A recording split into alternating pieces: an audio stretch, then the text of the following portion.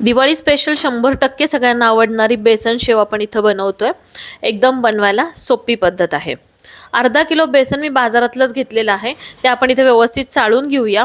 यामध्ये 4 चमचे आपल्याला तांदळाचं पीठ मिक्स करायचंय। तांदळाचं पीठ पण मी चाळून घेतेय।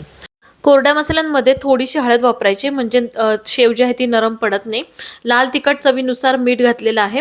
त्यानंतर ओवा हातावरती चोळून आपल्याला वापरायचा आहे। यामध्ये 4 ते 5 चमचे फक्त मी गरम करून तेल घेतले, कडकडीत गरम करायचं नाही। ते छान सगळ्या पिठाला चोळून घेतल्यानंतर थोड्या थोड्या पाण्याचा वापर करून थोडं सैलसर हे पीठ आपण इथं तयार करून घेतलंय। लगेचच दुसरीकडे कढई तापायला ठेवली आहे। साचा जो आहे त्याला मी तेल लावून घेतलंय आणि आपलं बेसन पीठ जे आहे त्या साच्यामध्ये पूर्णपणे आपण भरून घेऊया। तेल चांगलं तापल्यानंतर गॅसची फ्लेम लो करायची आहे आणि कढईच्या समोरच्या म्हणजे आपण जिथे उभे त्या समोरच्या बाजूनी शेव पाडायला सुरुवात करायची आणि गोलाकार आपल्याला तो साचा फिरवून घ्यायचा आहे म्हणजे हाताला तेलाची झळ असते गरम ती लागत नाही आणि छान दोन्ही बाजूनी कुरकुरीत अशी छान रंगावरती आपण शेव तळून घेतोय। थंड झाल्यानंतर हवाबंद डब्यामध्ये ती स्टोअर करायची म्हणजे छान कुरकुरीत राहते। डिटेल व्हिडिओची लिंक दिलेली आहे।